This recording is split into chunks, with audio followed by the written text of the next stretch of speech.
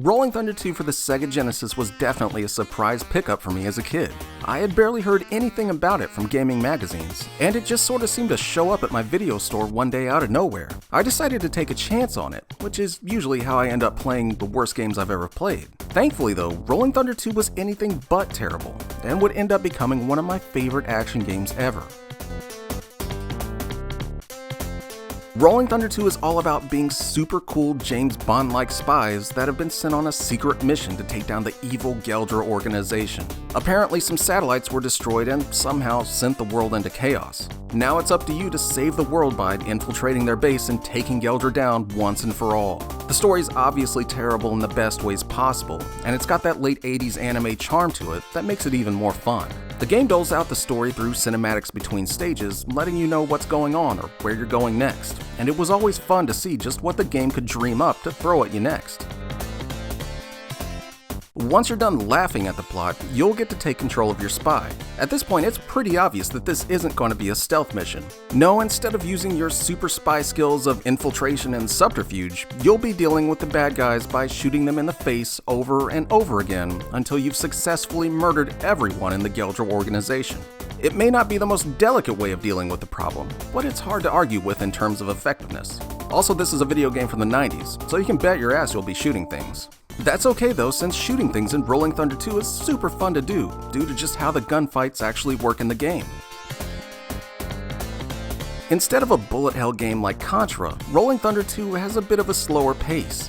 Enemies will generally use cover behind boxes or inside doors, forcing you to use a bit of strategy yourself when dealing with them. Most enemies will be content to just duck behind a box and hope you run into their bullets. Others will actually try to get behind you while you're dealing with enemies in the front, so you have to constantly stay aware of what's happening around you, since only a couple of hits from an enemy will take you down. Your main weapon is a pistol that can only shoot one bullet at a time, so you have to time your shots to be effective with it.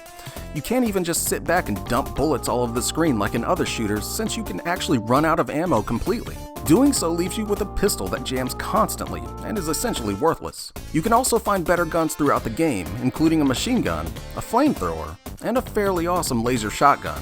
All of these guns use ammo as well though, so don't get too used to having them around for very long. The stages themselves also play into the action with their multi-floor design. You'll generally always have a second floor above you that you can instantly jump up to if you need to escape when things get too hairy down below. Using the multiple floors to your advantage is vital in progressing in the game, as it gives you the ability to make your own route throughout the stage, as well as escaping gunfire. If you stick to one floor, you'll probably be overwhelmed pretty quickly, so be sure to use those extra floors to your advantage. Once you figure out how to get around the stages, you'll find that those doors you go into and out of to take cover are also your main way of getting power-ups. This is where you find things like better guns, or those ever-important health pickups. Most doors are marked with what they contain, though health pickups are only in unmarked doors, which means it's always important to check each door you come across, even if it gets a bit tedious doing so. If you don't, you'll quickly find yourself constantly out of health and ammo, with no hope of getting to the later stages in the game. And all of this is pretty damn fun on your own, but it gets even better with two-player co-op.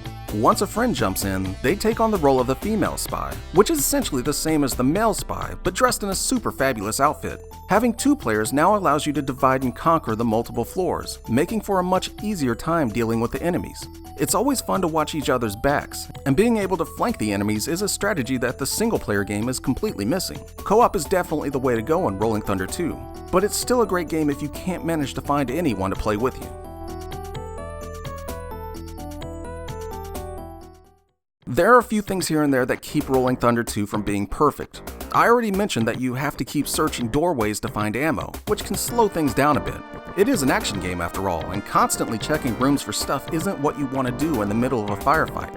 Also, some of the levels drag on for what seems like way too long, while others only take a few minutes. This makes for some weird pacing throughout the game by making some levels more tedious to endure than others. The bosses in the game are mostly weak as well, and seem out of place for the most part. They're usually super frustrating and not fun at all. Honestly, I think the game would have been better without them.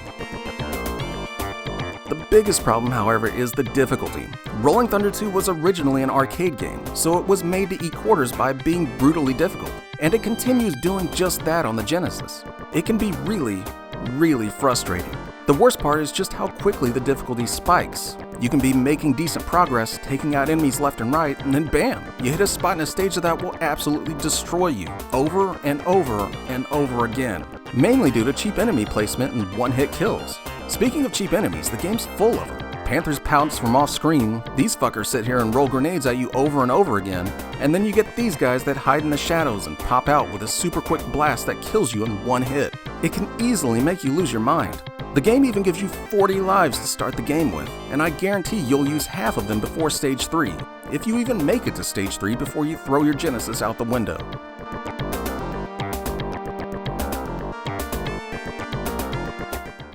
Even with those problems, I still loved Rolling Thunder 2. It was a nice change of pace from the craziness of shooters like Contra, and using the whole awesomely lame Super Spy storyline was something that made it stand out even more in my eyes. Also, if you want some great two-player co-op, you can't go wrong with this one. Unfortunately, Rolling Thunder 2 seemed to get buried underneath all the other more popular games coming out for the Genesis, and it's a shame more people never got around to playing it. So do yourself a favor and check out Rolling Thunder 2 if you get the chance. Geldra isn't going to go down without your help.